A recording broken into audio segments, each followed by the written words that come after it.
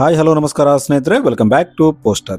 ಇವತ್ತು ನಾವು ರೀಸೆಂಟ್ ಆಗಿ ಮಲಯಾಳಂ ಲ್ಯಾಂಗ್ವೇಜ್ ನಲ್ಲಿ ರಿಲೀಸ್ ಆದ ಸೀರೀಸ್ ಮುತಸ್ಸಿ ಸ್ಟೋರಿನ ನೋಡೋಣ. ಸೊ ಈ ಸೀರೀಸ್ ತುಂಬಾ ಅದ್ಭುತವಾಗಿದೆ. ವಿಡಿಯೋನ ಲಾಸ್ಟ್ ವರೆಗೆ ನೋಡಿ. ಕಥೆಯ ಆರಂಭದಲ್ಲಿ ನಮಗೆ ಒಂದು ಕಾಡನ್ನ ತೋರಿಸ್ತಾರೆ. ಈ ಕಾಡಿನ ಮಧ್ಯದಲ್ಲಿ ಒಂದು ಮನೆ ಇರುತ್ತೆ. ಈ ಮನೆ ಒಳಗೆ ಲೀಲಾ ಅನ್ನೋ ಮಹಿಳೆ ಮಲ್ಕೊಂಡಿರ್ತಾಳೆ. ಲೀಲಾ ಮಲ್ಕೊಂಡಿದ್ದಾಗ ಆಕೆಯ ಮನೆಯ ಹೊರಗಡೆಯಿಂದ ಏನೋ ಒಂದು ಸೌಂಡ್ ಬರ್ತಿರುತ್ತೆ. ಲೀಲಾ ಅದೇನು ಅಂತ ಹೋಗಿ ನೋಡ್ತಾಳೆ. ಆಗ ಆಕೆಯ ಮನೆಯ ಸುತ್ತ ಒಂದು ಮುಂಗುಸಿ ತಿರುಗಾಡ್ತಿರುತ್ತೆ. ಲೀಲಾ ಅದನ್ನ ನೋಡ್ತಿದ್ದಾಗ ಲೀಲಾ ಗಂಡ ರಾಜನ್ ಒಂದು ಬಿಲ್ಲುಬಾಣ ತಗೊಂಡು ಆ ಮುಂಗುಸಿಗೆ ಹೊಡಿತಾನೆ. ಆ ಮುಂಗುಸಿ ಅಲ್ಲೇ ಸತ್ತೋಗುತ್ತೆ. ಆಮೇಲೆ ಅವನು ಲೀಲಾನ ನೋಡ್ತಾನೆ ಮತ್ತು ಆಕೆಗೆ ಈ ಟೈಮಲ್ಲಿ ನೀನು ಇಲ್ಲೇನ್ ಮಾಡ್ತಿದ್ಯಾ, ಹೋಗಿ ಮಲ್ಕೋ ಅಂತ ಹೇಳ್ತಾನೆ. ಲೀಲಾ ಅಲ್ಲಿಂದ ಹೋದ್ಮೇಲೆ ರಾಜನ್ ಆ ಮುಂಗುಸಿನ ಮನೆ ಒಳಗೆ ತಗೊಂಡು ಬರ್ತಾನೆ ಮತ್ತು ಅದನ್ನ ಪೀಸ್ ಪೀಸ್ ಆಗಿ ಕಟ್ ಮಾಡ್ತಾನೆ. ಅದನ್ನ ಪೀಸ್ ಪೀಸ್ ಆಗಿ ಕಟ್ ಮಾಡಿದ ಮೇಲೆ ಒಂದು ಸಾರಾಯಿ ಬಾಟಲ್ ನ ತಗೋತಾನೆ ಮತ್ತು ಅದನ್ನೆಲ್ಲ ತಗೊಂಡು ಮಹಡಿಗೆ ಹೋಗ್ತಾನೆ. ರಾಜನ್ ಇಲ್ಲಿ ಬಂದಾಗ ಇಲ್ಲಿ ವಯಸ್ಸಾದ ಒಬ್ಬ ಅಜ್ಜಿ ಇರ್ತಾಳೆ. ಈಕೆ ಕೂದಲೆಲ್ಲ ಬೆಳಗಾಗಿರುತ್ತೆ. ರಾಜನ ಮಾಂಸ ಮತ್ತು ಸಾರಾಯಿನ ಆಕೆಗೆ ಕೊಡ್ತಾನೆ. ಆಕೆ ಅದನ್ನ ತಿಂತಿರ್ತಾಳೆ. ಇನ್ನು ರಾಜನ್ ಆಕೆ ಪಕ್ಕದಲ್ಲಿ ಕೂತು ಆಕೆ ಕೂದಲನ್ನ ಸರಿ ಮಾಡ್ತಿರ್ತಾನೆ. ಅದೇ ಟೈಮಲ್ಲಿ ಲೀಲಾ ಕಿಟಕಿಯಿಂದ ಇಣಕಿ ಇವರನ್ನ ನೋಡ್ತಿರ್ತಾಳೆ. ಇದನ್ನ ಆ ಮುದುಕಿ ನೋಡ್ತಾಳೆ. ಆ ಮುದುಕಿ ಲೀಲಾನ ತನ್ನ ಹತ್ರ ಕರೀತಾಳೆ. ಆದ್ರೆ ಇದನ್ನ ಕೇಳಿ ಲೀಲಾಗೆ ಭಯವಾಗುತ್ತೆ. ಆಕೆ ಅಲ್ಲಿಂದ ಹೋಗ್ತಿದ್ದಾಗ ಸ್ಟೆಪ್ಸ್ ಇಂದ ಕೆಳಗೆ ಬಿದ್ದು ಬಿಡ್ತಾಳೆ. ಇದೇ ಟೈಮಲ್ಲಿ ಸೀನ್ ಫ್ಲಾಶ್ ಬ್ಯಾಕ್ ಗೆ ಹೋಗುತ್ತೆ. ಇಲ್ಲಿ ನಮಗೆ ಲೀಲಾನ ತೋರಿಸ್ತಾರೆ. ಆಕ್ಚುಲಿ ಲೀಲಾ ಮತ್ತು ರಾಜನ್ನ ಮದುವೆ ಮಾಡ್ಬೇಕಂತ ರಾಜನ್ ಮನೆ ಕಡೆಯವರು ಲೀಲಾ ಮನೆಗೆ ಬಂದಿರ್ತಾರೆ. ಇಲ್ಲಿ ಇವರ ಮದುವೆ ಫಿಕ್ಸ್ ಮಾಡ್ತಾರೆ. ಲೀಲಾಗೆ ಇಬ್ಬರು ತಂಗಿಯರಿರ್ತಾರೆ. ಈಗ ಇವರು ಲೀಲಾ ಮತ್ತು ರಾಜನ್ ಮದುವೆ ಮಾಡಿಸ್ಬೇಕಂತ ಇವರೆಲ್ಲ ಸೇರಿ ಈಗ ರಾಜನ್ ಮನೆಗೆ ಹೋಗ್ತಿರ್ತಾರೆ. ಆದ್ರೆ ರಾಜನ್ ಮನೆಗೆ ಹೋಗೋಕೆ ಒಂದು ಸರಿಯಾದ ರೋಡ್ ಕೂಡ ಇರಲ್ಲ. ರಾಜನ್ ಮನೆ ಕಾಡೊಳಗೆ ಇರುತ್ತೆ. ಇವರು ಹೋಗ್ತಿದ್ದಾಗ ಲೀಲಾ ತಂಗಿಯರಿಬ್ಬರು ಲೀಲಾ ತಂದೆಗೆ, ಅಪ್ಪ ರಾಜನ್ ಮನೆಗೆ ಹೋಗೋಕೆ ಸರಿಯಾದ ರೋಡ್ ಕೂಡ ಇಲ್ಲ, ಅದಕ್ಕೆ ನಾವು ಈ ಮದುವೆನ ಕ್ಯಾನ್ಸಲ್ ಮಾಡೋಣ. ಅಕ್ಕ ಈ ಕಾಡೊಳಗೆ ಹೇಗಿರ್ತಾಳೆ ಅಂತ ಹೇಳ್ತಾಳೆ. ಆಗ ಲೀಲಾ ಅವರನ್ನ ತಡಿತಾಳೆ. ಇಲ್ಲಿ ನಮಗೆ ಲೀಲಾನೇ ರಾಜನ್ನ ಸೆಲೆಕ್ಟ್ ಮಾಡಿದಾಳೆ ಅಂತ ಗೊತ್ತಾಗುತ್ತೆ. ಏಕೆಂದ್ರೆ ಲೀಲಾ ತಂದೆಗೂ ಲೀಲಾ ಮದುವೆನ ರಾಜನ್ ಜೊತೆ ಮಾಡ್ಸೋಕೆ ಇಷ್ಟ ಇರಲ್ಲ. ಆದ್ರೆ ಲೀಲಾ ರಾಜನ್ನ ಇಷ್ಟಪಟ್ಟಿರ್ತಾಳೆ. ಅದಕ್ಕೆ ಅವರು ಮದುವೆ ಮಾಡೋಕೆ ಒಪ್ಕೊಂಡಿರ್ತಾರೆ. ಈಗ ಸೀನ್ ರಾಜನ್ ಕಡೆ ಶಿಫ್ಟ್ ಆಗುತ್ತೆ. ಈತನ ಜೊತೆಗೆ ಒಬ್ಬ ವ್ಯಕ್ತಿ ಇರ್ತಾನೆ. ಈತ ರಾಜನ್ಗೆ ನಿಮ್ಮಿಬ್ಬರ ಮದುವೆ ಗ್ರಹಣದ ಟೈಮಲ್ಲಿ ಆಗ್ಬೇಕು ಅಂತ ಹೇಳ್ತಾನೆ. ಇನ್ನು ಸ್ವಲ್ಪ ಹೊತ್ತಾದ್ಮೇಲೆ ಲೀಲಾ ಮತ್ತು ಆಕೆ ಫ್ಯಾಮಿಲಿ ಅಲ್ಲಿಗೆ ಬರುತ್ತೆ. ಇಲ್ಲಿ ಬಂದಾಗ ಲೀಲಾ ತಂದೆ ರಾಜನ್ಗೆ ಅಷ್ಟಕ್ಕೂ ನಾವು ಗ್ರಹಣದ ಟೈಮಲ್ಲಿ ಯಾಕೆ ಮದುವೆ ಮಾಡಿಸ್ಬೇಕು ಅಂತ ಕೇಳ್ತಾನೆ. ಅದಕ್ಕೆ ರಾಜನ್ ಹಾಗೇನಿಲ್ಲ, ಇದು ನಮ್ಮ ಪರಂಪರೆ, ಅದಕ್ಕೆ ಹಾಗೆ ಮಾಡ್ಬೇಕು, ಇದರಲ್ಲಿ ಏನಿಲ್ಲ ಅಂತ ಹೇಳ್ತಾನೆ. ಈಗ ಲೀಲಾ ತಂದೆ ರಾಜನ್ಗೆ ಅಷ್ಟಕ್ಕೂ ನಿಮ್ಮ ತಾಯಿಯಲ್ಲಿ ಅಂತ ಕೇಳ್ತಾನೆ. ಆಗ ರಾಜನ್, ನನ್ನ ತಾಯಿಗೆ ಆರೋಗ್ಯ ಸರಿಯಿಲ್ಲ, ಅದಕ್ಕೆ ಅವರು ಮನೆಯಲ್ಲಿದ್ದಾರೆ. ನಾನು ಈಗ ಮದುವೆ ಮಾಡ್ಕೊಂತೀನಿ, ಆಮೇಲೆ ನನ್ನ ತಾಯಿ ಹತ್ರ ಲೀಲಾನ ಕರ್ಕೊಂಡು ಹೋಗ್ತೀನಿ ಅಂತ ಹೇಳ್ತಾನೆ. ಇದನ್ನ ಕೇಳಿ ಈಗ ಲೀಲಾ ತಂದೆ ಇವರ ಮದುವೆನ ಕಂಪ್ಲೀಟ್ ಮಾಡ್ತಾನೆ. ಅವರ ಪದ್ಧತಿಯಂತೆ ಈ ಮದುವೆ ನಡೆಯುತ್ತೆ. ಇನ್ನು ಮದುವೆ ಆದ್ಮೇಲೆ ಲೀಲಾ ತಂದೆ ಮತ್ತು ಆಕೆ ತಂಗಿಯರು ಅಲ್ಲಿಂದ ಹೋಗ್ಬಿಡ್ತಾರೆ. ಇನ್ನು ಬೆಳಗ್ಗೆ ಆದಾಗ ರಾಜನ್ ಲೀಲಾನ ಮನೆಗೆ ಕರ್ಕೊಂಡು ಬರ್ತಾನೆ. ಇಲ್ಲಿ ಬಂದಾಗ ಲೀಲಾ ರಾಜನ್ಗೆ ಅಷ್ಟಕ್ಕೂ ನಿಮ್ಮ ತಾಯಿಯಲ್ಲಿ ಅವರನ್ನ ಮೀಟ್ ಆಗೋಣ ಅಂತ ಹೇಳ್ತಾಳೆ. ಆದ್ರೆ ರಾಜನ್ ಅವರು ಈಗ ರಾತ್ರಿ ಆಯ್ತಲ್ಲ ಮಲ್ಕೊಂಡಿರ್ತಾರೆ, ನಾಳೆ ಬೆಳಗ್ಗೆ ನೋಡಿದ್ರೆ ಆಯ್ತು ಅಂತ ಹೇಳ್ತಾನೆ. ಈಗ ಸ್ಟೋರಿ ಇಲ್ಲಿಂದ ಪ್ರೆಸೆಂಟ್ ಟೈಮ್ಗೆ ಬರುತ್ತೆ. ಇಲ್ಲಿ ನಮಗೆ ಲೀಲಾನ ತೋರಿಸ್ತಾರೆ. ಆಕೆ ಸ್ಟೆಪ್ಸ್ ಇಂದ ಕೆಳಗೆ ಬಿದ್ದಿದ್ದರಿಂದ ಆಕೆ ತಲೆಗೆ ಗಾಯವಾಗಿರುತ್ತೆ. ಇಲ್ಲಿ ರಾಜನ್ ಲೀಲಾ ಗಾಯಕ್ಕೆ ಔಷಧಿ ಹಚ್ತಿರ್ತಾನೆ. ಲೀಲಾಗೆ ಎಚ್ಚರಿಕೆ ಆದಾಗ ಆಕೆ ರಾಜನ್ಗೆ ಅಷ್ಟಕ್ಕೂ ಆ ಮಹಿಳೆ ಯಾರು ಅಂತ ಕೇಳ್ತಾಳೆ. ಆಗ ರಾಜನ್, ಆಕೆ ನನ್ನ ತಾಯಿ, ಆಕೆ ಸ್ವಭಾವ ಸ್ವಲ್ಪ ವಿಚಿತ್ರವಾಗಿದೆ, ಅದಕ್ಕೆ ನೀನು ಆಕೆನ ಮೀಟ್ ಆಗೋಕೆ ಒಬ್ಬಳೆ ಹೋಗ್ಬೇಡ, ಟೈಮ್ ಬಂದಾಗ ನಾನೇ ಆಕೆನಿಗೆ ನಿನ್ನ ಪರಿಚಯ ಮಾಡಿಸ್ತೀನಿ ಅಂತ ಹೇಳ್ತಾನೆ.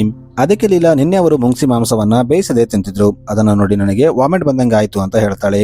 ಆಗ ರಾಜ, ನನ್ನ ತಾಯಿ ಮೊದಲು ಮಾಂತ್ರಿಗಳಾಗಿದ್ಲು, ಆಗಿಂದನೇ ಅವರಿಗೆ ಈ ಪ್ರಾಕ್ಟೀಸ್ ಆಗಿರ್ಬೇಕು. ಇನ್ನೊಬ್ರು ಆ ಮಾಂಸನ ಬಿಟ್ರೆ ಬೇರೆ ಏನೂ ತಿನ್ನಲ್ಲ ಮತ್ತು ಯಾವಾಗಲೂ ವೈಟ್ ಸಾರಿಯಲ್ಲೇ ಇರ್ತಾರೆ. ಇದನ್ನೆಲ್ಲ ಕೇಳಿ ಲೀಲಾಗೆ ವಿಚಿತ್ರ ಅನಿಸುತ್ತೆ.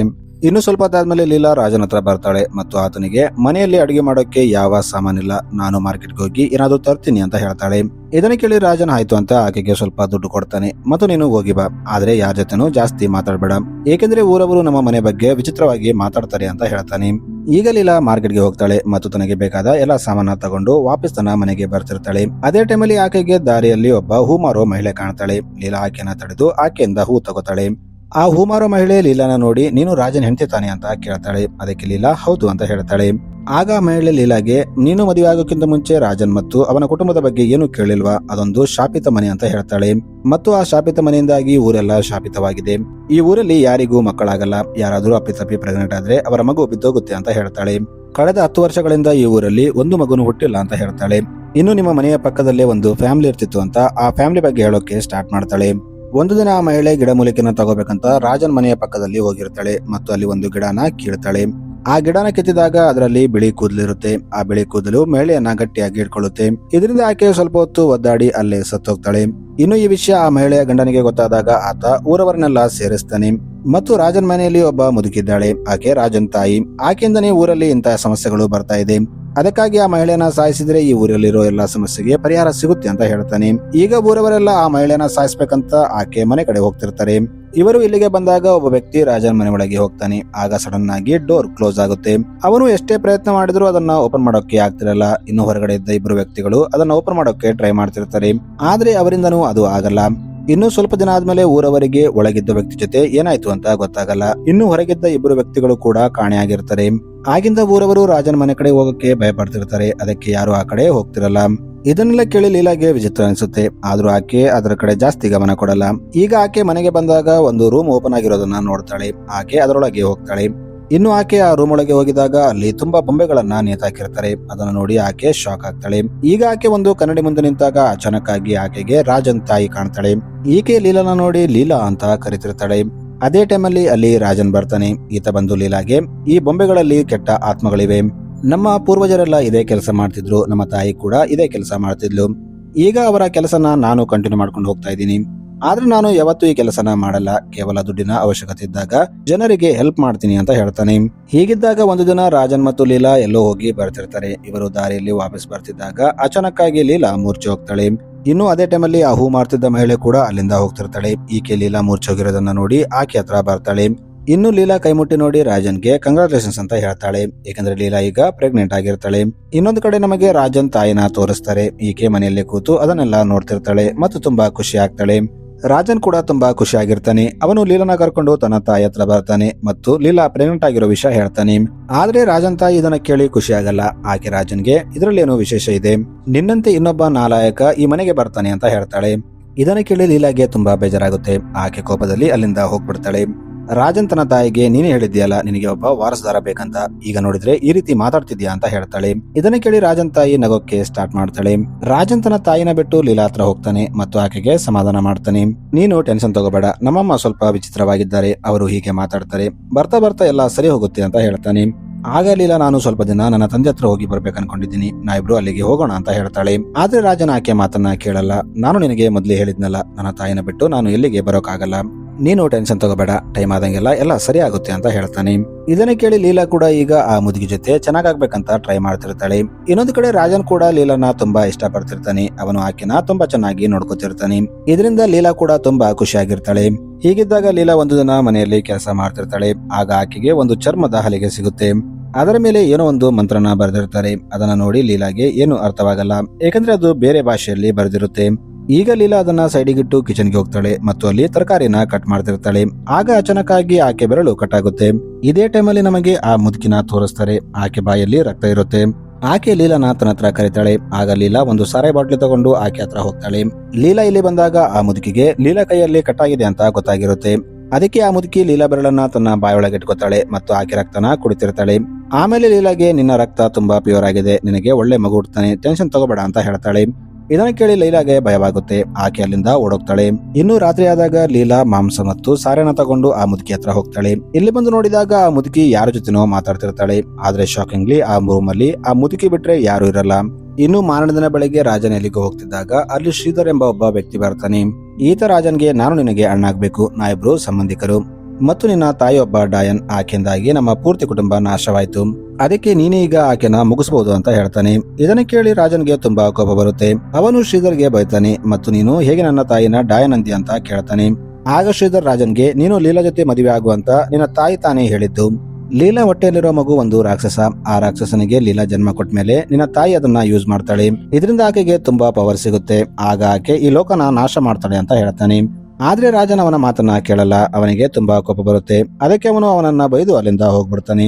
ಈಗ ಸೀನಿಲಿಂದ ಲೀಲಾ ಕಡೆ ಶಿಫ್ಟ್ ಆಗುತ್ತೆ. ಈಕೆ ಮನೆಯಲ್ಲಿ ಕೆಲಸ ಮಾಡ್ತಿರ್ತಾಳೆ. ಅಚಾನಕ್ ಆಗಿ ಈಕೆಗೆ ಹೊಟ್ಟೆ ನೋವಕ್ಕೆ ಸ್ಟಾರ್ಟ್ ಆಗುತ್ತೆ. ಅದೇ ಟೈಮಲ್ಲಿ ಅಲ್ಲಿ ರಾಜನ್ ಬರ್ತಾನೆ. ಇಲ್ಲಿ ಲೀಲಾಗೆ ಮಿಸ್ಕ್ಯಾರೇಜ್ ಆಗಿರುತ್ತೆ. ಇದನ್ನ ನೋಡಿ ಇವರು ತುಂಬಾ ಬೇಜಾರಾಗ್ತಿರ್ತಾರೆ. ಆದ್ರೆ ಇನ್ನೊಂದು ಕಡೆ ರಾಜನ್ ತಾಯಿಗೆ ಇದು ಮೊದಲೇ ಗೊತ್ತಾಗಿರುತ್ತೆ. ಆಕೆ ತುಂಬಾ ಖುಷಿ ಆಗ್ತಾಳೆ. ಈಗ ರಾಜನ್ ತನ್ನ ತಾಯಿ ಹತ್ರ ಹೋಗ್ತಾನೆ ಮತ್ತು ಈ ವಿಷಯನ ಹೇಳ್ತಾನೆ.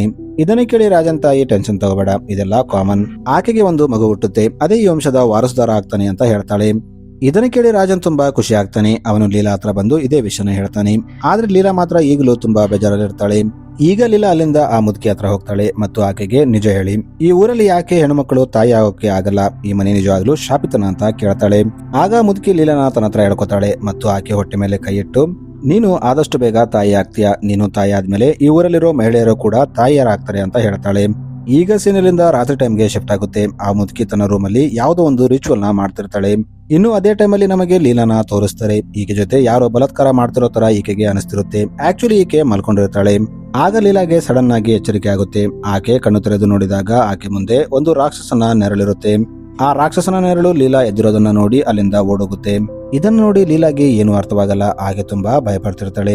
ಇನ್ನು ಮಾರನೇ ದಿನ ಬೆಳಗ್ಗೆ ಆದಾಗ ಲೀಲಾ ಕನ್ನಡಿಯಲ್ಲಿ ತನ್ನ ಮುಖನ ನೋಡ್ತಾಳೆ. ಇಲ್ಲಿ ಲೀಲಾಗೆ ತನ್ನ ಬಾಡಿ ಆ ಮುದುಕಿಯ ಬಾಡಿ ಅಂತೆ ಕಾಣ್ತಿರುತ್ತೆ. ಅಚಾನಕ್ ಆಗಿ ಲೀಲಾಗೆ ವಾಮಿಟ್ ಆಗುತ್ತೆ. ಇಲ್ಲಿ ಲೀಲಾ ತಾನು ಮತ್ತೆ ಪ್ರೆಗ್ನೆಂಟ್ ಆಗಿದ್ದೀನಿ ಅಂತ ಅರ್ಥ ಮಾಡ್ಕೋತಾಳೆ. ಇನ್ನು ಈಗ ಸ್ವಲ್ಪ ಹೊತ್ತಾದ್ಮೇಲೆ ಶ್ರೀಧರ್ ಲೀಲಾ ಹತ್ರ ಬರ್ತಾನೆ ಮತ್ತು ಆಕೆಗೆ ತನ್ನ ಪರಿಚಯನ ಕೊಡ್ತಾನೆ. ಆಕ್ಚುಲಿ ರಾಜನ್ ಲೀಲಾಗೆ ಶ್ರೀಧರ್ ಬಗ್ಗೆ ಏನು ಹೇಳಿರಲ್ಲ. ಇಲ್ಲಿ ಶ್ರೀಧರ್ ಲೀಲಾ ಜೊತೆ ಮಾತಾಡ್ತಿದ್ದಾಗ ಅವನಿಗೆ ಲೀಲಾ ಪ್ರೆಗ್ನೆಂಟ್ ಆಗಿದ್ದಾಳೆ ಅಂತ ಅರ್ಥವಾಗುತ್ತೆ. ಅವನು ಲೀಲಾಗೆ ನೀನು ಇಲ್ಲಿರೋದು ಒಳ್ಳೇದಲ್ಲ, ಆದಷ್ಟು ಬೇಗ ಇಲ್ಲಿಂದ ಹೋಗ್ಬಿಡು ಅಂತ ಹೇಳ್ತಾನೆ. ಇವರು ಮಾತಾಡ್ತಿದ್ದಾಗ ಶ್ರೀಧರ್ಗೆ ಒಂದು ಎಮ್ಮೆಯ ಸೌಂಡ್ ಕೇಳುತ್ತೆ. ಅವನು ತಕ್ಷಣ ಅಲ್ಲಿಂದ ಕಾರ್ ತಗೊಂಡು ಹೋಗ್ಬಿಡ್ತಾನೆ. ಇನ್ನು ರಾತ್ರಿ ಆದಾಗ ರಾಜನ್ ಮನೆಗೆ ಬರ್ತಾನೆ. ಇಲ್ಲಿ ಲೀಲಾ ಶ್ರೀಧರ್ ಬಗ್ಗೆ ರಾಜನ್ಗೆ ಹೇಳ್ತಾಳೆ ಮತ್ತು ತಾನು ಪ್ರೆಗ್ನೆಂಟ್ ಆಗಿರೋ ವಿಷಯ ಕೂಡ ಹೇಳ್ತಾಳೆ. ಇದನ್ನ ಕೇಳಿ ರಾಜನ್ ತುಂಬಾ ಖುಷಿ ಆಗ್ತಾನೆ. ಅವನು ತನ್ನ ತಾಯಿ ಹತ್ರ ಹೋಗಿ ಇದೇ ವಿಷಯನ ಹೇಳ್ತಾನೆ. ಆಗ ಮುದುಕಿ ರಾಜನ್ಗೆ ಕೆಲವರು ನಮ್ಮ ಕುಟುಂಬನ ನಾಶ ಮಾಡೋಕೆ ಟ್ರೈ ಮಾಡ್ತಿದ್ದಾರೆ, ಅದರಲ್ಲಿ ಆ ಶ್ರೀಧರ್ ಕೂಡ ಇದ್ದಾನೆ. ನೀನು ನಿನ್ನ ಮಗನ್ನ ಕಾಪಾಡೋಕೆ ಆ ಶ್ರೀಧರ್ನ ಕೊಂದ್ರು ಪರವಾಗಿಲ್ಲ ಅಂತ ಹೇಳ್ತಾಳೆ. ಇನ್ನು ಈಗ ನೋಡ್ತಿದ್ದಂಗೆ 9 ತಿಂಗಳು ಕಳೆಯುತ್ತೆ. ಈಗ ಲೀಲಾಗೆ ಲೇಬರ್ ಪೇನ್ ಕಾಣಿಸಿಕೊಳ್ಳುತ್ತೆ. ರಾಜನ್ ಊರೊಳಗೆ ಹೋಗ್ತಾನೆ ಮತ್ತು ಒಬ್ಬ ಮುದುಕಿಗೆ ನನಗೆ ಹೆಲ್ಪ್ ಮಾಡೋಕೆ ಬಾ ಅಂತ ಕರೀತಾನೆ. ಆದ್ರೆ ಆ ಮುದುಕಿ ಬರಲ್ಲ ಅಂತ ಹೇಳ್ತಾಳೆ. ಆದ್ರೆ ರಾಜನ್ ಆ ಮುದುಕಿಯ ಕಾಲ್ ಹಿಡ್ಕೊತಾನೆ ಮತ್ತು ಆಕೆಗೆ ತುಂಬಾ ರಿಕ್ವೆಸ್ಟ್ ಮಾಡ್ತಾನೆ. ಆಗ ಆ ಮುದುಕಿ ರಾಜನ್ ಜೊತೆ ಹೋಗೋಕೆ ಒಪ್ಕೋತಾಳೆ. ಈಗ ರಾಜನ್ ಮತ್ತು ಆ ಮುದುಕಿ ಲೀಲಾ ಹತ್ರ ಬರ್ತಾರೆ. ಇಲ್ಲಿ ಲೀಲಾ ಪೇನಿಂದ ತುಂಬಾ ಕೂಗ್ತಿರ್ತಾಳೆ. ಆ ಮುದುಕಿ ರಾಜನ್ಗೆ ಹೋಗಿ ಬಿಸಿನೀರು ತಗೊಂಡ್ ಬಾ ಅಂತ ಹೇಳ್ತಾಳೆ. ಅವನು ನೀರು ತರಕ್ಕೆ ಹೋಗ್ತಾನೆ. ಇನ್ನು ಆ ಮುದುಕಿ ಲೀಲಾ ಹತ್ರ ಬಂದಾಗ ಅಷ್ಟೊತ್ತಿಗೆ ಆಕೆಗೆ ಡೆಲಿವರಿ ಆಗಿರುತ್ತೆ. ಇನ್ನು ಈ ಮುದುಕಿಗೂ ಕೂಡ ಒಂದು ಎಮ್ಮೆ ಕೂಗೋ ಶಬ್ದ ಕೇಳ್ತಿರುತ್ತೆ. ಇದರಿಂದ ಆ ಮುದುಕಿಗೆ ತುಂಬಾ ಭಯವಾಗುತ್ತೆ. ಆಕೆ ಅಲ್ಲಿಂದ ಹೋಗ್ಬಿಡ್ತಾಳೆ. ಇನ್ನೊಂದು ಕಡೆ ನಮಗೆ ರಾಜನ್ ತಾಯಿನ ತೋರಿಸ್ತಾರೆ. ಈಗ ಲೀಲಾಗೆ ಹುಟ್ಟಿದ ಮಗು ಆಕೆ ಕೈಯಲ್ಲಿರುತ್ತೆ. ಇದನ್ನು ನೋಡಿ ರಾಜನ್ ಶಾಕ್ ಆಗ್ತಾನೆ. ಇನ್ನು ಈಗ ಸ್ವಲ್ಪ ದಿನ ಕಳೆಯುತ್ತೆ. ಆದ್ರೆ ರಾಜನ್ಗೆ ಮಾತ್ರ ಕನಸಲ್ಲಿ ತನ್ನ ತಾಯಿನೇ ನೆನಪಾಗ್ತಿರ್ತಾಳೆ. ಅವತ್ತು ಅವನು ಏನೋ ವಿಚಿತ್ರವಾದ ದೃಶ್ಯವನ್ನ ನೋಡಿರ್ತಾನೆ. ಆಗಿಂದ ಅವನು ಕುಡಿಯೋಕೆ ಸ್ಟಾರ್ಟ್ ಮಾಡ್ತಾನೆ. ಇದನ್ನ ನೋಡಿ ಲೀಲಾ ಅವನಿಗೆ ಯಾಕೆ ಕುಡಿತಾ ಇದೆಯಾ, ಅಷ್ಟಕ್ಕೂ ಅವತ್ತು ಏನ್ ನೋಡಿದ್ಯಾ ಅಂತ ಕೇಳ್ತಿರ್ತಾಳೆ. ಆದ್ರೆ ರಾಜನ್ ಮಾತ್ರ ಆಕೆಗೆ ಏನು ಹೇಳ್ತಿರಲ್ಲ. ಅಷ್ಟಕ್ಕೂ ಅವನು ತನ್ನ ಮಗನ್ನ ಕೂಡ ಮುಡ್ತಿರಲ್ಲ. ಹೀಗಿದ್ದಾಗ ಒಂದು ದಿನ ಆ ಮುದುಕಿ ಲೀಲಾನ ತನ್ನ ಹತ್ರ ಕರೀತಾಳೆ ಮತ್ತು ತನ್ನ ಮಗುನ ನನಗೆ ಕೊಡುವಂತೆ ಕೇಳ್ತಾಳೆ. ಲೀಲಾ ಆಕೆಗೆ ತನ್ನ ಮಗನ್ನ ಕೊಡ್ತಾಳೆ. ಆ ಮುದುಕಿ ಆ ಮಗನ್ನ ತಗೊಂಡು ತುಂಬಾ ಖುಷಿ ಆಗ್ತಾಳೆ. ನಾನು ನನ್ನ ಮೊಮ್ಮಗನ ಜೊತೆ ಆಡ್ತೀನಿ, ನೀನು ಹೋಗಿ ನಿನ್ನ ಕೆಲಸ ಮಾಡ್ಕೊ ಅಂತ ಹೇಳ್ತಾಳೆ. ಹೀಗೆ ಡೈಲಿ ಆ ಮುದುಕಿ ತನ್ನ ಮೊಮ್ಮಗನ ಇಟ್ಕೊಂಡು ಆಡಿಸ್ತಿರ್ತಾಳೆ. ಇನ್ನು ಈಗ ಸ್ವಲ್ಪ ಟೈಮ್ ಕಳೆಯುತ್ತೆ. ಇವರು ಆ ಹುಡುಗನಿಗೆ ಶ್ರೀಕುಟ್ಟಿ ಅಂತ ಹೆಸರಿಟ್ಟಿರ್ತಾರೆ. ಈಗ ಆ ಹುಡುಗ ದೊಡ್ಡವನಾಗಿರ್ತಾನೆ. ಆದ್ರೆ ರಾಜನ್ ಮಾತ್ರ ಈಗಲೂ ಚೇಂಜ್ ಆಗಿರಲ್ಲ. ಅವನು ತನ್ನ ಮಗನ ಕಡೆ ನೋಡ್ತಾನೂ ಇರಲ್ಲ ಮತ್ತು ಯಾವಾಗ್ಲೂ ಡ್ರಿಂಕ್ ಮಾಡ್ತಿರ್ತಾನೆ. ಹೀಗಿದ್ದಾಗ ಒಂದು ದಿನ ರಾಜನ್ ಒಂದು ಮುಂಗುಸಿಯನ್ನ ಸಾಯಿಸಿ ಅದರ ಮಾಂಸವನ್ನ ಕಟ್ ಮಾಡಿ ಇಟ್ಟಿರ್ತಾನೆ. ಇನ್ನು ಅದೇ ಟೈಮಲ್ಲಿ ಅಲ್ಲಿ ಶ್ರೀಕುಟ್ಟನ್ ಬರ್ತಾನೆ. ಈತ ಬಂದು ಆ ಮಾಂಸನ ವಿಚಿತ್ರವಾಗಿ ನೋಡ್ತಿರ್ತಾನೆ. ಅಂದ್ರೆ ಅವನಿಗೂ ಅದನ್ನ ತಿನ್ಬೇಕಂತ ಆಸೆ ಆಗ್ತಿರುತ್ತೆ. ಇದನ್ನೆಲ್ಲ ರಾಜನ್ ಗಮನಿಸ್ತಿರ್ತಾನೆ. ಇದರಿಂದ ಅವನು ಮತ್ತೆ ಕುಡಿಯೋಕೆ ಸ್ಟಾರ್ಟ್ ಮಾಡ್ತಾನೆ. ಅವನು ಕುಡಿದು ಮಲ್ಕೊಂಡಾಗ ಶ್ರೀಕುಟ್ಟನ್ ಆ ಮಾಂಸ ಮತ್ತು ಸಾರಾಯಿನ ತಗೊಂಡು ತನ್ನ ಅಜ್ಜಿ ಹತ್ರ ಹೋಗ್ತಾನೆ ಮತ್ತು ಈಗಿಂದ ಶ್ರೀಕುಟ್ಟನೇ ತನ್ನ ಅಜ್ಜಿಗೆ ಮಾಂಸ ಮತ್ತು ಆ ಸಾರಾಯಿನ ಕೊಡ್ತಿರ್ತಾನೆ. ಹೀಗಿದ್ದಾಗ ಒಂದು ದಿನ ಶ್ರೀಕುಟ್ಟನ್ ಆ ಬೊಮ್ಮೆಗಳಿಟ್ಟಿದ್ದ ರೂಮ್ ಒಳಗೆ ಹೋಗ್ತಾನೆ ಮತ್ತು ಒಂದು ಬೊಮ್ಮೆನ ತಗೊಂಡು ಅದರ ತಲೆಗೆ ಮಳೆ ಹೊಡಿತಿರ್ತಾನೆ ಮತ್ತು ವಿಚಿತ್ರವಾದ ಮಂತ್ರಗಳನ್ನ ಹೇಳ್ತಿರ್ತಾನೆ. ಶ್ರೀಕುಟ್ಟನ್ ಮಂತ್ರ ಹೇಳಿದಿರೋ ಶಬ್ದ ಲೀಲಾಗೆ ಕೇಳುತ್ತೆ. ಆಕೆಯಲ್ಲಿ ಬಂದು ಅವನಿಗೆ ಬೈದು ಅಲ್ಲಿಂದ ಕಳಿಸ್ಬಿಡ್ತಾಳೆ. ಇನ್ನು ಮಾರನೇ ದಿನ ಶ್ರೀಕುಟ್ಟನ್ ತನ್ನ ಮನೆ ಹತ್ರ ಕೆಲ ಹುಡುಗರನ್ನ ಕರ್ಕೊಂಡು ಬರ್ತಾನೆ ಮತ್ತು ಅವರ ಜೊತೆ ಆಟವಾಡ್ತಿರ್ತಾನೆ. ಆಗ ಅವರಲ್ಲಿ ಒಬ್ಬ ಹುಡುಗ ಶ್ರೀಕುಟ್ಟನ್ನ ದೂಗ್ ಬಿಡ್ತಾನೆ. ಇದರಿಂದ ಅವನಿಗೆ ತುಂಬಾ ಕೋಪ ಬರುತ್ತೆ. ಇದರಿಂದ ಶ್ರೀಕುಟ್ಟನ್ ಕಣ್ಣಿನ ಬಣ್ಣ ಕೂಡ ಚೇಂಜ್ ಆಗ್ತಿರುತ್ತೆ. ಇನ್ನು ಅದೇ ಟೈಮಲ್ಲಿ ಆ ಹುಡುಗನ ತಾಯಿ ಅಲ್ಲಿಗೆ ಬರ್ತಾಳೆ. ಈಕೆ ಬಂದು ತನ್ನ ಮಗನಿಗೆ ಹೊಡಿತಾಳೆ. ನಾನು ಎಷ್ಟು ಸಲ ಹೇಳಿದ್ದೆ ಈ ಹುಡುಗನ ಜೊತೆ ಆಟ ಆಡಬೇಡ ಅಂತ, ನಡಿ ಇಲ್ಲಿಂದ ಅಂತ ಕರ್ಕೊಂಡು ಹೋಗ್ತಿರ್ತಾಳೆ. ಆಗ ಶ್ರೀಕುಟ್ಟನ್ ಆಕೆ ಹತ್ರ ಹೋಗ್ತಾನೆ. ಆಕ್ಚುಲಿ ಆಕೆ ಪ್ರೆಗ್ನೆಂಟ್ ಆಗಿರ್ತಾಳೆ. ಶ್ರೀಕುಟ್ಟನ್ ಆಕೆ ಹೊಟ್ಟೆ ಮೇಲೆ ಕೈ ಇಡ್ತಾನೆ. ಇದರಿಂದ ಆ ಮಹಿಳೆ ತುಂಬಾ ಭಯ ಪಡ್ತಾಳೆ ಮತ್ತು ಅಲ್ಲಿಂದ ತನ್ನ ಮಗನ ಕರ್ಕೊಂಡು ಹೋಗ್ಬಿಡ್ತಾಳೆ. ಇನ್ನು ಅದೇ ಟೈಮಲ್ಲಿ ಅಲ್ಲಿ ಲೀಲಾ ಬರ್ತಾಳೆ. ಈಕೆ ಕೂಡ ಬಂದು ಶ್ರೀಕುಟ್ಟನ್ಗೆ ಹೊಡಿತಾಳೆ. ನಾನು ಎಷ್ಟು ಸಲ ಹೇಳಿದ್ದೆ ಬೇರೆ ಹುಡುಗರನ್ನ ಇಲ್ಲಿಗೆ ಕರ್ಕೊಂಡು ಬರಬೇಡ ಅಂತ ಹೇಳ್ತಾಳೆ. ಲೀಲಾ ಶ್ರೀಕುಟ್ಟನ ಹೊಡಿತಿದ್ದಾಗ ಅವನಿಗೆ ತುಂಬಾ ಕೋಪ ಬರುತ್ತೆ. ಅವನು ತನ್ನ ತಾಯಿಗೆ ದೂಕಕ್ಕೆ ಹೋಗ್ತಾನೆ. ಅದೇ ಟೈಮಲ್ಲಿ ಒಂದು ಎಮ್ಮೆಯ ಶಬ್ದ ಕೇಳ್ತಿರುತ್ತೆ. ಇದನ್ನ ಕೇಳಿ ಅಲ್ಲಿ ಈಗ ರಾಜನ್ ಬಂದಿರ್ತಾನೆ. ಈತ ಕೂಡ ಬಂದು ಶ್ರೀಕುಟ್ಟನ್ಗೆ ತುಂಬಾ ಹೊಡಿತಾನೆ. ಈಗ ಸೀನಲ್ಲಿಂದ ಆ ಪ್ರೆಗ್ನೆಂಟ್ ಇದ್ದ ಮಹಿಳೆ ಕಡೆ ಶಿಫ್ಟ್ ಆಗುತ್ತೆ. ಈಕೆ ತನ್ನ ಮನೆಯಲ್ಲಿದ್ದಾಗ ಆಕೆಯ ಮಗು ಬಿದ್ದ್ಬಿಡುತ್ತೆ. ಅಂದ್ರೆ ಆಕೆಗೆ ಅಬಾರ್ಷನ್ ಆಗುತ್ತೆ. ಇನ್ನೊಂದು ಕಡೆ ನಮಗೆ ರಾಜನ್ನ ತೋರಿಸ್ತಾರೆ. ಈತ ಫುಲ್ ಆಗಿ ಕುಡಿದು ಮನೆಗೆ ಬರ್ತಿದ್ದಾಗ ದಾರಿಯಲ್ಲಿ ಇವನನ್ನ ಊರವರು ತಡಿತಾರೆ ಮತ್ತು ಊರಲ್ಲಿ ಆಗ್ತಿರೋ ಎಲ್ಲಾ ಅನಿಷ್ಟಕ್ಕೆ ನೀನು ಮತ್ತು ನಿನ್ನ ಫ್ಯಾಮಿಲಿಯವರೇ ಕಾರಣ. ನೀವು ಈ ಊರನ್ನ ಬಿಟ್ಟು ಹೋಗ್ಬಿಡಿ, ಇಲ್ಲ ನಿಮ್ಮ ಮಗನ್ನ ಹೊರಗೆ ಬಿಡದಂಗೆ ಮನೆಯಲ್ಲಿ ಕೂಡಾಗಿ ಅಂತ ಹೇಳ್ತಾರೆ. ಈಗ ರಾಜನ್ ಇಲ್ಲಿಂದ ಶ್ರೀಧರ್ ಹತ್ರ ಹೋಗ್ತಾನೆ. ಶ್ರೀಧರ್ ಇಲ್ಲಿ ರಾಜನ್ನ ನೋಡಿ ತುಂಬಾ ಖುಷಿ ಆಗ್ತಾನೆ. ನನಗೆ ಗೊತ್ತಿತ್ತು ಒಂದಲ್ಲ ಒಂದು ದಿನ ನೀನು ಖಂಡಿತ ನನ್ನ ಹತ್ರ ಬರ್ತೀಯಾ ಅಂತ ಹೇಳ್ತಾನೆ. ಆಗ ರಾಜನ್ ಶ್ರೀಧರ್ಗೆ ಅಷ್ಟಕ್ಕೂ ನನ್ನ ಮನೆಯಲ್ಲಿ ಏನ್ ನಡೀತಾ ಇದೆ ಅಂತ ಕೇಳ್ತಾನೆ. ಶ್ರೀಧರ್ ರಾಜನ್ಗೆ ನಾನು ನಿನಗೆ ಮೊದಲೇ ಹೇಳಿದ್ದೆ ನೀನು ನಿನ್ನ ತಾಯಿನ ಸಾಯಿಸ್ಬಿಡು ಅಂತ. ಆಕೆ ಅವತ್ತು ಸತ್ತೋಗಿದ್ರೆ ಇದೆಲ್ಲ ಆಗ್ತಿದ್ದಿಲ್ಲ ಅಂತ ಹೇಳ್ತಾನೆ. ಅಷ್ಟಕ್ಕೂ ನೀನು ಇಲ್ಲಿ ಬರೋಕೆ ತುಂಬಾ ಲೇಟ್ ಮಾಡಿದ್ದೆ, ಈಗ ಏನು ಮಾಡಕ್ಕಾಗಲ್ಲ ಅಂತ ಹೇಳ್ತಾನೆ. ಅದನ್ನ ಕೇಳಿ ರಾಜನ್ ಶ್ರೀಧರ್ಗೆ, ಅಷ್ಟಕ್ಕೂ ನನ್ನ ತಾಯಿನ ನಾನು ಹೇಗೆ ಸಾಯಿಸ್ಲಿ, ಆಕೆ ನನಗೆ ಜನ್ಮ ಕೊಟ್ಟಿದ್ದಾಳೆ ಅಂತ ಹೇಳ್ತಾನೆ. ಆಗ ಶ್ರೀಧರ್ ಅವನಿಗೆ, ಆಕೆ ನಿನ್ನ ತಾಯಿಯಲ್ಲ, ಅದೊಂದು ದುಷ್ಟ ಆತ್ಮ. ನಿನ್ನ ತಾಯಿ ನಿನಗೆ 18 ವರ್ಷ ಇದ್ದಾಗ ಸತ್ತೋದ್ಲು ಅಂತ ಹೇಳ್ತಾನೆ. ಮತ್ತು ನಿನ್ನ ತಾಯಿ ಅಂತ ಹೇಳ್ಕೊಂಡು ನಿನ್ನ ಮನೆಯಲ್ಲಿರೋ ಆ ಮಹಿಳೆ ನಿನ್ನ ತಾಯಿನ ಮೊದಲೇ ತನ್ನ ಕಂಟ್ರೋಲ್ ನಲ್ಲಿ ತಗೊಂಡಿದ್ಲು ಮತ್ತು ಆಕೆನೆ ನಿನ್ನ ತಾಯಿನ ಸಾಯಿಸಿದ್ದಾಳೆ ಅಂತ ಹೇಳ್ತಾನೆ. ಇನ್ನು ನಿನಗೆ ಇನ್ನೊಂದು ಸತ್ಯ ಹೇಳ್ಬೇಕಂದ್ರೆ ಆ ಶ್ರೀಕುಟ್ಟನ್ ನಿನ್ನ ಮತ್ತು ಲೀಲಾ ಮಗನೇ ಅಲ್ಲ, ಆಕ್ಚುಲಿ ಅದೊಂದು ಶೈತಾನನ ಮಗ. ಆ ಶೈತಾನನ ಭೂಮಿಗೆ ತರೋಕೆ ನಿನ್ನ ತಾಯಿ ಲೀಲಾನ ಯೂಸ್ ಮಾಡಿದ್ಲು. ಅಷ್ಟಕ್ಕೂ ಶ್ರೀಕುಟ್ಟನ್ ಕೇವಲ 10 ವರ್ಷವರೆಗೆ ಮನುಷ್ಯನ ರೀತಿ ಇರ್ತಾನೆ, 10 ವರ್ಷ ಆದ್ಮೇಲೆ ಅವನು ಶೈತಾನನ ರೂಪ ತಗೋತಾನೆ ಅಂತ ಹೇಳ್ತಾನೆ. ಆಕ್ಚುಲಿ ಶ್ರೀಕುಟ್ಟನ್ಗೆ ಆಲ್ರೆಡಿ 10 ವರ್ಷ ಆಗಿರುತ್ತೆ. ನಾಳೆಯಿಂದ ಅವನು 11ನೇ ವರ್ಷಕ್ಕೆ ಕಾಲಿಡೋದ್ರಲ್ಲಿರ್ತಾನೆ. ಶ್ರೀಧರ್ ರಾಜನ್ಗೆ, ನೀನು ಸರಿಯಾದ ಟೈಮ್ಗೆ ನನ್ನ ಹತ್ರ ಬಂದಿದ್ದೀಯಾ, ನಿನಗೆ ನಿನ್ನ ತಾಯಿ ಬಗ್ಗೆ ಏನು ಗೊತ್ತಿಲ್ಲ ಅಂತ ಹೇಳಿ ಒಂದು ಬ್ಯಾಕ್ ಸ್ಟೋರಿನ ಹೇಳ್ತಾನೆ. ಹಲವು ವರ್ಷಗಳ ಕೆಳಗೆ ಬೇಟೆಗಾರರ ಕುಟುಂಬದಲ್ಲಿ ಒಬ್ಬ ಹುಡುಗಿ ಹುಟ್ಟಿದ್ಲು. ಆಕೆ ನಿನ್ನ ತಾಯಿ. ಆಕೆ ನೋಡಕ್ಕೆ ತುಂಬಾ ಸುಂದರವಾಗಿದ್ಲು. ಆಗ ನಿನ್ನ ಅಮ್ಮನ ಮಾಮ ಆಕೆನ ಒಬ್ಬ ಮಾಂತ್ರಿಕ ಮಾಡ್ಬೇಕಂತ ಯೋಚನೆ ಮಾಡಿದ್ದ. ಅದಕ್ಕೆ ಅವನು ಆಕೆನ ಒಂದು ಫ್ಯಾಮಿಲಿ ಹತ್ರ ಕರ್ಕೊಂಡು ಹೋಗಿದ್ದ. ಈ ಫ್ಯಾಮಿಲಿಯಲ್ಲಿದ್ದವರು ಕೇವಲ ಮಹಿಳೆಯರಿಗೆ ಮಾಂತ್ರಿಕ ವಿದ್ಯೆಗಳನ್ನ ಕಲಿಸ್ತಿದ್ರು. ಅಲ್ಲಿ ಸೋಮೇಶ್ವರಿ ಎಂಬ ಒಬ್ಬ ಮಹಿಳಾ ಗುರುಜಿ ಇದ್ಲು. ಈಕೆನೆಲ್ಲರಿಗೆ ಆ ವಿದ್ಯೆಯನ್ನ ಕಲಿಸ್ತಿದ್ಲು. ಇನ್ನು ಈಕೆಗೆ 2 ಮಕ್ಕಳಿರ್ತಾರೆ. ಅದರಲ್ಲಿ ಒಬ್ಬಾಕೆ ಹೆಣ್ಣು ಮಗಳು, ಆಕೆ ಹೆಸರು ಅಹಲ್ಯ. ಮತ್ತಿನ್ನೊಬ್ಬ ಹುಡುಗ ಇರ್ತಾನೆ, ಅವನ ಹೆಸರು ಅಲಿಗನ್. ಇನ್ನು ಅಹಲ್ಯಗೆ ಆಲ್ರೆಡಿ ಮದುವೆ ಆಗಿರುತ್ತೆ. ಈಗ ಸೋಮೇಶ್ವರಿ ರಾಜನ್ ತಾಯಿಗೆ ಆ ಮಂತ್ರವಿದ್ಯೆಗಳನ್ನ ಕಲಿಸ್ತಾಳೆ. ರಾಜನ್ ತಾಯಿ ಅದನ್ನ ತುಂಬಾ ಚೆನ್ನಾಗಿ ಕಲಿತಿರ್ತಾಳೆ. ಇದನ್ನ ನೋಡಿ ಸೋಮೇಶ್ವರಿ ಕೂಡ ಶಾಕ್ ಆಗ್ತಾಳೆ. ಇನ್ನು ಸೋಮೇಶ್ವರಿ ಹತ್ರ ಒಂದು ಸೀಕ್ರೆಟ್ ಬುಕ್ ಇರುತ್ತೆ. ಅದರಲ್ಲಿರೋ ಪ್ರತಿ ವಿದ್ಯೆಯನ್ನ ಆಕೆ ರಾಜನ್ ತಾಯಿಗೆ ಕಲಿಸಿರ್ತಾಳೆ. ಆದ್ರೆ ಅದರಲ್ಲಿ ಮಾತ್ರ ಒಂದು ಚಾಪ್ಟರ್ ನ ಬಿಟ್ಟಿರ್ತಾಳೆ. ಅದರ ಹೆಸರು ರಕ್ತ ಅಧ್ಯಾಯ. ಆದ್ರೆ ರಾಜನ್ ತಾಯಿಗೆ ಕ್ಯೂರಿಯಾಸಿಟಿ ಉಟ್ಕೊಳ್ಳುತ್ತೆ. ಅಷ್ಟಕ್ಕೂ ಅಧ್ಯಾಯದಲ್ಲಿ ಏನಿರ್ಬೋದು ಅಂತ ಆಕೆ ಯೋಚನೆ ಮಾಡ್ತಾಳೆ. ಹೀಗಿದ್ದಾಗ ಒಂದು ದಿನ ಒಂದು ದುಷ್ಟ ಆತ್ಮ ಆ ಊರಿಗೆ ಬರುತ್ತೆ. ಆ ಟೈಮಲ್ಲಿ ಸೋಮೇಶ್ವರಿ ಊರಲ್ಲಿರಲ್ಲ. ಆದ್ರೆ ಆ ಟೈಮಲ್ಲಿ ಸೋಮೇಶ್ವರಿ ಮನೆಯಲ್ಲಿದ್ದ ರಾಜನ್ ತಾಯಿ ಮತ್ತು ಉಳಿದ ಮಹಿಳೆಯರು ಆ ಶೈತಾನನ ವಿರುದ್ಧ ಹೋರಾಟ ಮಾಡ್ತಾರೆ. ಆದ್ರೆ ಕಾಂತಿಯೊಬ್ಬಳೆ ಆ ಶೈತಾನನ ಸೋಲಿಸ್ಬಿಡ್ತಾಳೆ. ಇದರಿಂದ ಊರವರು ತುಂಬಾ ಖುಷಿ ಆಗ್ತಾರೆ. ಅವರು ಕಾಂತಿಗೆ ಜೈಕಾರ ಹಾಕ್ತಿರ್ತಾರೆ. ಇದರಿಂದ ಕಾಂತಿಯಲ್ಲಿ ಅಹಂಕಾರ ಮೂಡುತ್ತೆ. ಆಗ ಆಕೆ ಸೀದಾ ಆ ಸೀಕ್ರೆಟ್ ಬುಕ್ ಇಟ್ಟಿದ್ದ ರೂಮ್ ಒಳಗೆ ಹೋಗ್ತಾಳೆ ಮತ್ತು ತನಗೆ ಬೇಡ ಅಂತ ಹೇಳಿದ ಆ ಅಧ್ಯಾಯನ ಓದೋಕೆ ಸ್ಟಾರ್ಟ್ ಮಾಡ್ತಾಳೆ. ಅದನ್ನು ಓದಿದಾಗ ಆಕೆಗೆ ಮನುಷ್ಯರನ್ನ ಹೇಗೆ ವಶೀಕರಣ ಮಾಡ್ಕೋಬೇಕು ಅಂತ ಗೊತ್ತಾಗುತ್ತೆ. ಮತ್ತು ಆಕೆಗೆ ಇನ್ನೊಂದು ವಿಷಯ ಗೊತ್ತಾಗುತ್ತೆ, ಅವರನ್ನ ಸಾಯಿಸಿ ಅವರ ಆತ್ಮದಿಂದ ಒಂದು ಶೈತಾನನ್ನ ರೆಡಿ ಮಾಡಬಹುದು ಅಂತ ಆಕೆಗೆ ಅರ್ಥವಾಗಿರುತ್ತೆ. ಆಗ ಆಕೆ ಒಂದು ಪ್ಲಾನ್ ಮಾಡ್ತಾಳೆ. ಆಕೆ ಸೋಮೇಶ್ವರಿ ಮಗ ಮಲಿಗನ್ನ ಮದುವೆ ಆಗ್ತಾಳೆ. ಆಕ್ಚುಲಿ ಆಕೆ ಮಲಿಗನ್ನ ವಶೀಕರಣ ಮಾಡಿ ಅವನ ಜೊತೆ ಮದುವೆ ಆಗ್ತಾಳೆ. ಇನ್ನು ಮದುವೆ ಆದ್ಮೇಲೆ ಅವನನ್ನ ಕೊಂದು ಶೈತಾನನ ಆತ್ಮವನ್ನ ಕರೆದಿರ್ತಾಳೆ. ಇದರಿಂದ ಈಕೆ ಈಗ ತುಂಬಾ ಪವರ್ಫುಲ್ ಆಗಿರ್ತಾಳೆ. ಆದ್ರೆ ಆಕೆನ ತಡೆಯೋ ಶಕ್ತಿ ಸೋಮೇಶ್ವರಿ ಹತ್ರ ಇರುತ್ತೆ. ಅದಕ್ಕೆ ಆಕೆ ಸೋಮೇಶ್ವರಿ ಮತ್ತು ಆಕೆಯ ಕುಟುಂಬನೆಲ್ಲ ಮುಗಿಸ್ಬಿಡ್ತಾಳೆ. ಆದ್ರೆ ಸೋಮೇಶ್ವರಿ ಮಗಳು ಅಹಲ್ಯ ಮಗ ಮಾತ್ರ ಇನ್ನೂ ಬದುಕಿರ್ತಾನೆ. ಇನ್ನು ಅದೇ ಟೈಮಲ್ಲಿ ಸೋಮೇಶ್ವರಿಗೆ ತಾನು ಪ್ರೆಗ್ನೆಂಟ್ ಆಗಿರೋ ವಿಷಯ ಗೊತ್ತಾಗುತ್ತೆ. ಆಕೆ ಒಂದು ಗಂಡು ಮಗುವಿಗೆ ಜನ್ಮ ಕೊಡ್ತಾಳೆ. ಆ ಮಗುವೇ ರಾಜನ್. ಹೀಗಿದ್ದಾಗ ಒಂದು ದಿನ ಕಾಂತಿ ಒಂದು ಗುಡ್ಡದ ಮೇಲೆ ಹೋಗ್ತಾಳೆ. ಅಲ್ಲಿ ಹೋದಾಗ ಅಲ್ಲಿನ ಶಕ್ತಿಯಿಂದ ಆಕೆ ಶಕ್ತಿ ಕಡಿಮೆ ಆಗುತ್ತೆ ಮತ್ತು ಆಕೆಗೆ ಅಚಾನಕ್ ಆಗಿ ವಯಸ್ಸು ಜಾಸ್ತಿ ಆಗುತ್ತೆ. ಇದರಿಂದ ಆಕೆ ಮುದುಕಿಯಾಗಿರ್ತಾಳೆ. ಆದ್ರೆ ಕಾಂತಿಗೆ ಮಾಟಮಂತ್ರ ಮಾಡೋ ವಿದ್ಯೆ ಗೊತ್ತಿರುತ್ತೆ. ಆಕೆ ಬೇರೆಯವರ ಬಾಡಿನ ವಶೀಕರಣ ಮಾಡ್ಕೊತಿರ್ತಾಳೆ. ಅದಕ್ಕೆ ಆಕೆ ಲೀಲಾನ ಸೆಲೆಕ್ಟ್ ಮಾಡಿರ್ತಾಳೆ. ಶ್ರೀಕುಟ್ಟನ್ ದೊಡ್ಡವನಾದ್ಮೇಲೆ ಆಕೆ ಕಾಂತಿನ ಕೊಂದು ಆಕೆ ಬಾಡಿನ ತಾನು ವಶೀಕರಣ ಮಾಡ್ಕೋಬೇಕಂತ ಯೋಚನೆ ಮಾಡಿರ್ತಾಳೆ. ಇನ್ನು ಆಕೆ ರಾಜನ್ನ ಕೂಡ ವಶೀಕರಣ ಮಾಡ್ಕೊಂಡಿರ್ತಾಳೆ. ಅದಕ್ಕೆ ಅವನು ಆಕೆ ತಾಯಿಗೆ ಯಾವುದೇ ಉತ್ತರ ಕೊಡದೆ ಆಕೆ ಹೇಳಿದನ್ನೆಲ್ಲ ಕೇಳ್ತಿರ್ತಾನೆ. ಇನ್ನು ಈ ಶ್ರೀಧರ್ ಬೇರೆ ಯಾರು ಅಲ್ಲ, ಅಹಲ್ಯ ಮಗ ಆಗಿರ್ತಾನೆ. ಇದನ್ನೆಲ್ಲ ಕೇಳಿ ರಾಜನ್ಗೆ ಈಗ ತನ್ನ ತಾಯಿನ ಕೊಲ್ಲೋದು ಬಿಟ್ರೆ ಬೇರೆ ಆಪ್ಷನ್ ಇಲ್ಲ ಅಂತ ಗೊತ್ತಾಗುತ್ತೆ. ಈಗ ಅವನು ಅಲ್ಲಿಂದ ಮನೆಗೆ ಬರ್ತಾನೆ. ಇಲ್ಲಿ ಬಂದು ಒಂದು ಮುಂಗುಸಿನ ಕೊಲ್ತಾನೆ. ಮುಂಗುಸಿನ ಕೊಂದ್ಮೇಲೆ ಅದರ ಮಾಂಸವನ್ನ ತಗೊಂಡು ಮತ್ತೊಂದು ಸಾರೆ ಬಾಟಲ್ ತಗೊಂಡು ತನ್ನ ತಾಯಿ ಹತ್ರ ಹೋಗ್ತಾನೆ. ಆಕೆ ಊಟ ಮಾಡ್ತಿದ್ದಾಗ ಆಕೆ ಕೂದಲಿಂದ ಆಕೆ ಕುತ್ತಿಗೆ ಹಿಸುಕಿ ಆಕೆನ ಕೊಂದ್ಬಿಡ್ತಾನೆ. ಈಗ ಮಾರನೇ ದಿನ ಲೀಲಾ ಮನೆ ಕಡೆಯವರು ರಾಜನ್ ತಾಯಿಯ ಅಂತಿಮ ಸಂಸ್ಕಾರ ಮಾಡೋಕೆ ಮನೆಗೆ ಬರ್ತಾರೆ. ಇವರು ಎಷ್ಟೇ ಟ್ರೈ ಮಾಡಿದ್ರು ಆಕೆ ಬಾಡಿನ ಎತ್ತೋಕೆ ಆಗ್ತಿರಲ್ಲ. ಆಕೆ ತುಂಬಾ ಭಾರವಾಗಿರ್ತಾಳೆ. ಆಗ ರಾಜನ್ಗೆ ಒಂದು ವಿಷಯ ಅರ್ಥವಾಗಿ ಅವನು ಆಕೆ ಕೂದಲನ್ನ ಕಟ್ ಮಾಡ್ತಾನೆ. ಆಕೆಯ ಶಕ್ತಿಯೆಲ್ಲ ಅದೇ ಕೂದಲಲ್ಲಿರುತ್ತೆ. ಇನ್ನು ಈಗ ಕೂದಲನ್ನ ಕಟ್ ಮಾಡಿದ ತಕ್ಷಣ ಆಕೆ ಬಾಡಿನ ಈಸಿಯಾಗಿ ಎತ್ಬೋದಾಗಿರುತ್ತೆ. ಇವರು ಹೋಗಿ ಆಕೆ ಅಂತಿಮ ಸಂಸ್ಕಾರ ಮಾಡ್ತಾರೆ. ಆಕ್ಚುಲಿ ಶ್ರೀಧರ್ ಆಕೆನ ಕೊಂದ್ಮೇಲೆ ಆಕೆ ಅಂತಿಮ ಸಂಸ್ಕಾರ ಹೇಗೆ ಮಾಡ್ಬೇಕಂತ ಎಲ್ಲ ಹೇಳಿರ್ತಾನೆ. ಅದೇ ಪದ್ಧತಿಯಲ್ಲಿ ರಾಜನೀಗ ಮಾಡಿರ್ತಾನೆ. ಇನ್ನು ಈಗ ಎಲ್ಲ ಮುಗಿದ ಮೇಲೆ ಲೀಲಾ ತಂದೆ ರಾಜನ್ಗೆ, ನೀವು ಇಲ್ಲಿರೋದು ಬೇಡ, ನೀವು ನಮ್ಮ ಊರಿಗೆ ಬಂದ್ಬಿಡಿ, ಅಲ್ಲೇ ಬಂದು ವಾಸ ಮಾಡಿ ಅಂತ ಹೇಳ್ತಾನೆ. ಆದ್ರೆ ರಾಜನ್ ಅದಕ್ಕೆ ಒಪ್ಪಲ್ಲ. ನಾನು ನಿಮಗೆ ಕೆಲವೊಂದು ವಿಷಯನ ಹೇಳೋಕ್ಕಾಗಲ್ಲ. ನಾನು ಮತ್ತು ಶ್ರೀಕುಟ್ಟನ್ ಇಲ್ಲೇ ಇರಬೇಕು. ನಮಗೆ ಸ್ವಲ್ಪ ಕೆಲಸ ಇದೆ. ಅದು ಮುಗಿದ ಮೇಲೆ ನಾನು ಕೂಡ ಅಲ್ಲಿಗೆ ಬರ್ತೀನಿ ಅಂತ ಹೇಳ್ತಾನೆ. ಆಮೇಲೆ ಅವನ ಮಾವ ಮತ್ತು ಅವರ ಮಗಳನ್ನ ಅಲ್ಲಿಂದ ಕಳಿಸ್ಬಿಡ್ತಾನೆ. ಈಗ ರಾಜನ್ ಶ್ರೀಧರ್ ಹತ್ರ ಹೋಗ್ತಾನೆ ಮತ್ತು ಆತನಿಗೆ, ನಾನು ನನ್ನ ತಾಯಿನ ಕೊಂದ್ಬಿಟ್ಟೆ ಅಂತ ಹೇಳ್ತಾನೆ. ಆಗ ಶ್ರೀಧರ್ ಆಕೆಯನ್ನು ಪೂರ್ತಿಯಾಗಿ ಸತ್ತಿಲ್ಲ. ಆಕೆ ಆತ್ಮ ನಿನ್ನ ಮನೆಯ ಸುತ್ತನೇ ಸುತ್ತಿರುತ್ತೆ.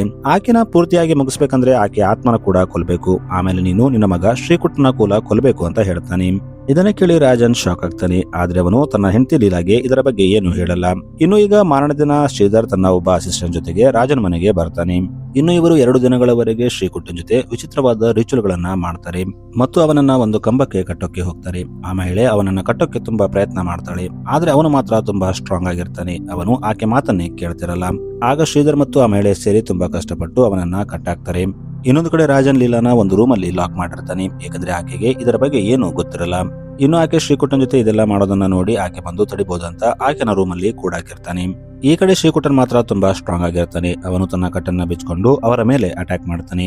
ಅವರು ತುಂಬಾ ಕಷ್ಟಪಟ್ಟು ಅವನನ್ನ ತಡೆಯೋಕೆ ಟ್ರೈ ಮಾಡ್ತಾರೆ. ಆದ್ರೆ ಅವನು ಒಬ್ಬ ದನದ ತರ ಅವನನ್ನ ಹೊಡಿತಿರ್ತಾನೆ. ಇಲ್ಲಿ ಶ್ರೀಧರ್ ಅವನನ್ನ ತಡೆಯೋಕೆ ತುಂಬಾ ಟ್ರೈ ಮಾಡ್ತಿರ್ತಾನೆ. ಆದ್ರೆ ಶ್ರೀಧರ್ ಶಕ್ತಿಗಳು ಅವನ ಮುಂದೆ ನಿಲ್ಲಲ್ಲ. ಇದನ್ನೆಲ್ಲ ನೋಡಿ ರಾಜನ್ ಮುಂದೆ ಬರ್ತಾನೆ. ಅವನು ಒಂದು ಚೈನ್ ತಗೊಂಡು ಶ್ರೀಕುಟ್ಟನ್ನ ಕಟ್ಟಿ ಹಾಕ್ತಾನೆ ಮತ್ತು ಒಂದು ಮರಕ್ಕೆ ಕಟ್ಟಿ ಹಾಕಿ ಅವನನ್ನ ಕೊಲ್ಲೋಕೆ ಹೋಗ್ತಾನೆ. ಆದ್ರೆ ಅವನನ್ನ ಕೊಲ್ಲೋಕೆ ಆಗ್ತಿರಲ್ಲ. ಯಾಕಂದ್ರೆ ಅವನು ಅವನ ಸ್ವಂತ ಮಗ ಆಗಿರ್ತಾನೆ. ಅದೇ ಟೈಮಲ್ಲಿ ಲೀಲಾ ಆ ರೂಮಿಂದ ಹೊರಗೆ ಬಂದಿರ್ತಾಳೆ. ಆಕೆ ಒಂದು ಬಿಲ್ಲನ್ನ ತಗೊಂಡು ರಾಜನ್ನ ಕೊಂದ್ಬಿಡ್ತಾಳೆ. ಇನ್ನು ಈಗ ರಾಜನ್ ತನ್ನ ತಾಯಿಗೋಸ್ಕರ ಏನೆಲ್ಲ ಮಾಡ್ತಿದ್ನೋ ಅದೇ ಪದ್ಧತಿಯನ್ನ ಈಗ ಲೀಲಾ ಕೂಡ ತನ್ನ ಮಗನಿಗಾಗಿ ಮಾಡ್ತಿರ್ತಾಳೆ. ಅಂದ್ರೆ ಆಕೆ ಒಂದು ಮುಂಗುಸಿಯನ್ನ ಕೊಂದು ಒಂದು ಸಾರೆ ಬಾಟಲ್ನ ತಗೊಂಡು ರೂಮ್ ಒಳಗೆ ಹೋಗಿ ಅವನಿಗೆ ಕೊಡ್ತಿರ್ತಾಳೆ. ಇನ್ನು ಶ್ರೀಕುಟ್ಟನ್ ತಲೆಯಿಂದ ಕೊಂಬು ಕೂಡ ಬರ್ತಿರುತ್ತೆ. ಇದೇ ಸೀನ್ ನೊಂದಿಗೆ ಮೂವಿ ಇಲ್ಲಿಗೆ ಎಂಡ್ ಆಗುತ್ತೆ. Thanks for watching.